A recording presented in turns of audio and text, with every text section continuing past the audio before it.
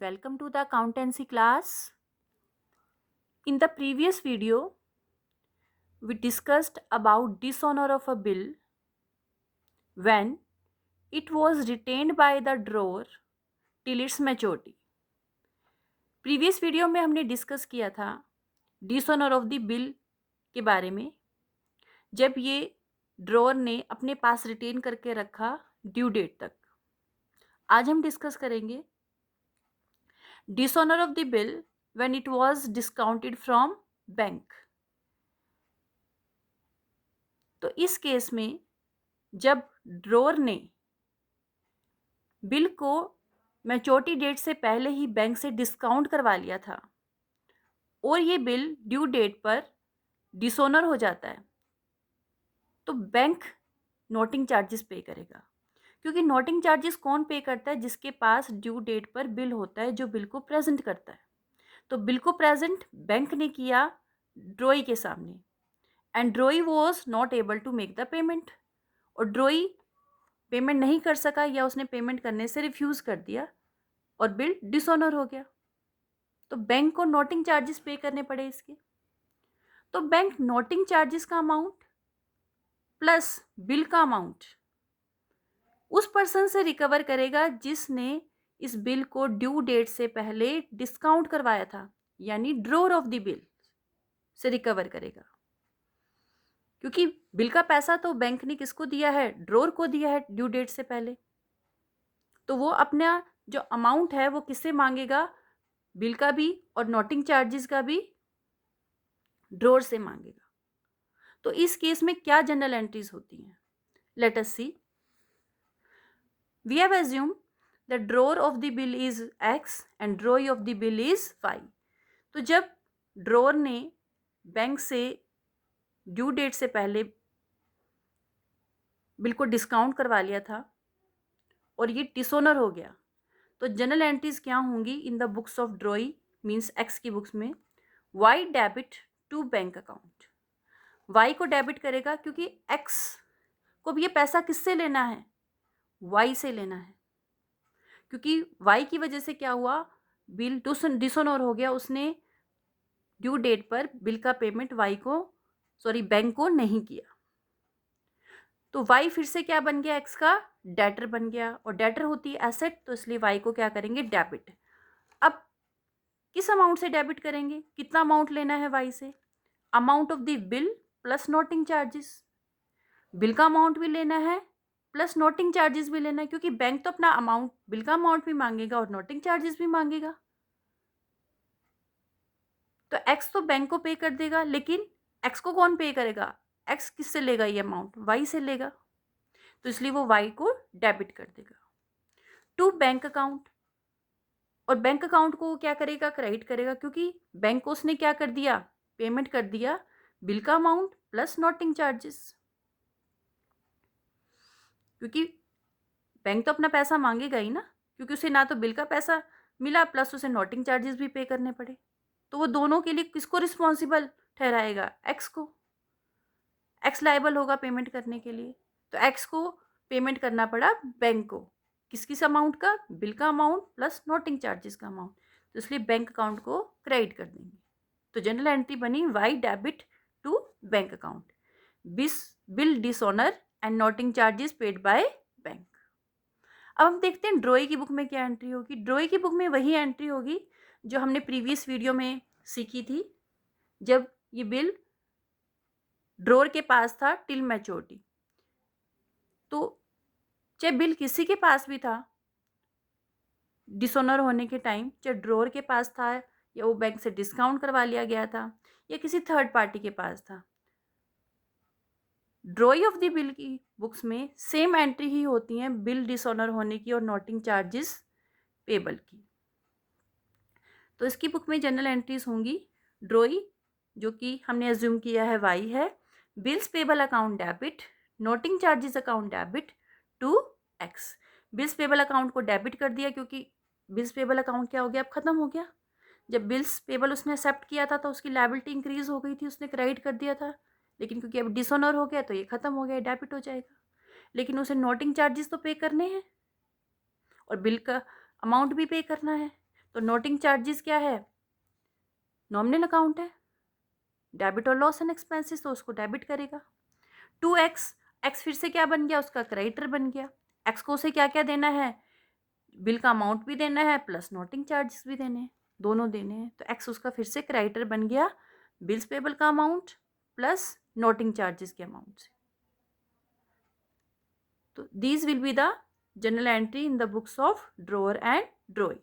Now let us solve a practical question based on bill discounted from bank and dishonored. On due date, let us read the question first. P sold goods to Q for rupees 10,000 on January 1 to 2015, and on the same day draws a bill on Q for the same for 3 months. P ने Q को good sale की 10,000 की जनवरी 1 2015 को, और same day bill draw किया Q के ऊपर 3 मंथ्स के लिए। Q accept it and return it to P, Q ने इसे एक्सेप्ट कर लिया और P को रिटर्न कर दिया। Who discounts it on 10 January 2015 with his bank for rupees 9,850। अब ये बिल ड्रॉ हुआ था 1 जनवरी 2015 को और पी ने इसे डिस्काउंट करा लिया 10 जनवरी 2015 को बैंक से 9,850 में। मीन्स हमें यहाँ पे ऑलरेडी अमाउंट गिवन है कि कितने रुपीज़ में वो डिस्काउंट हुआ, मीन्स उसे बिल के अगेंस्ट कितना अमाउंट मिला डिस्काउंट करवाने पर। Acceptance is dishonoured on the due date and noting charges paid by bank being ₹50। अब ड्यू डेट पर क्या हो गया, बिल डिसऑनर हो गया और नोटिंग चार्जेस बैंक ने पे किए ₹50। Make journal entries in the books of P and Q. P and Q की बुक्स में एंट्री करनी है हमें। तो let us prepare journal of P and Q. First of all we will prepare journal of P. First of all, we will make the format date, particulars, LF, date, debit amount rupees, credit amount rupees. Okay, so let's start journal entry. So first of all, entry will be on 2015 January 1st for selling the goods to Q on credit. The entry will be Q debit to sales account. कितने amount का goods purchase किया था, Q ने P से 10,000 का, या आप कह सकते हैं पी ने गुड सेल की थी क्यू को 10,000 रुपीज़ की on credit. Goods sold to Q on credit. Then after that P ने एक बिल ड्रॉ किया और क्यू ने एक्सेप्ट कर लिया। जनरल एंट्री बनेगी, सेम डे ही हुआ ये, bill receivable account debit to Q. Bill draw हुआ 10,000 रुपीज़ का और क्यू ने इसे एक्सेप्ट कर लिया। नरेशन लिखेंगे, acceptance received.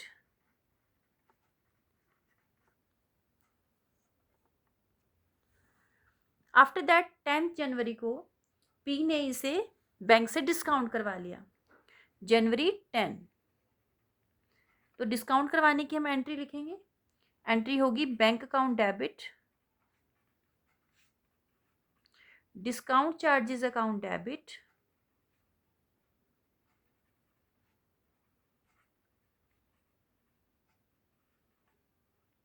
To bill receivable account.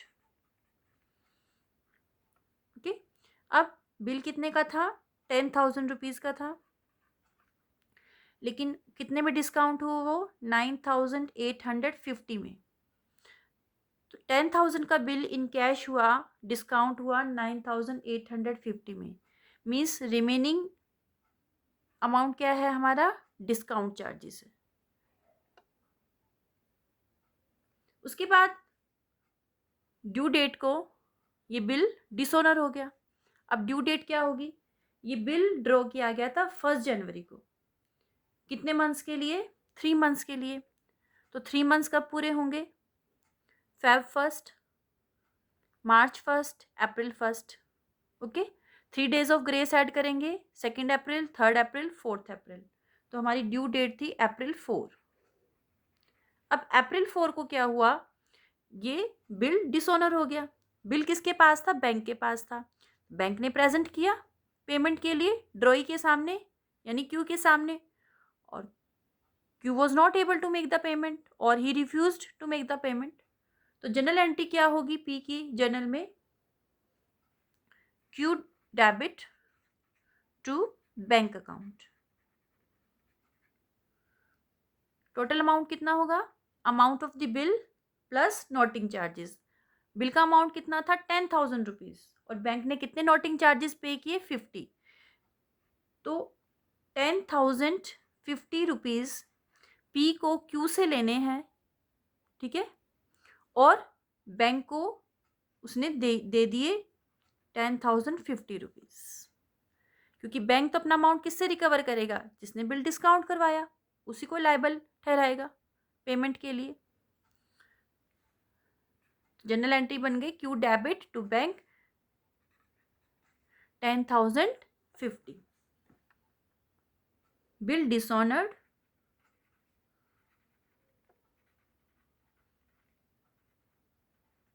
and noting charges paid by bank। तो ये जनरल एंट्रीज हुई हमारी पी के जर्नल में। अब हम देखते हैं कि क्यू के जर्नल में क्या जनरल एंट्रीज होंगी। Again to prepare the journal of Q we will make the format date, particulars, LF, debit amount, credit amount. तो first entry in journal of Q will be for purchases of good 2015 January 1st। Entry होगी purchases account debit to goods किससे खरीदी, P से, amount is 10,000। Goods purchased on credit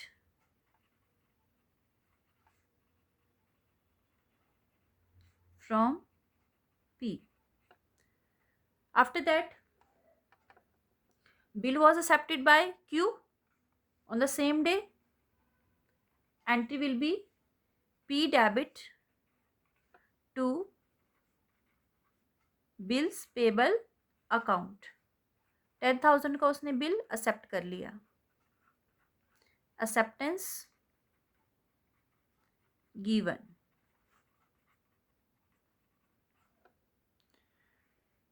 अब उसके बाद क्या हुआ, ये bill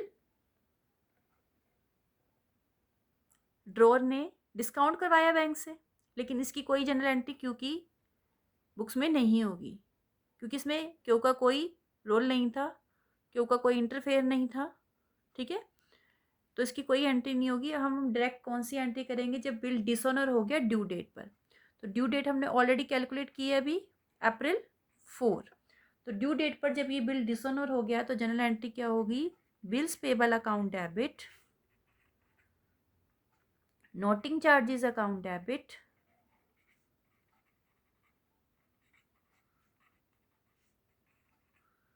to P.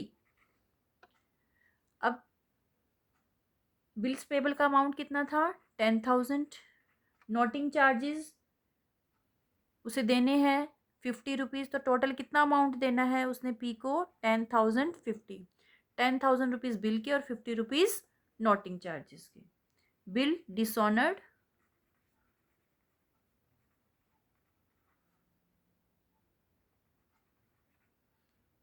And noting charges payable.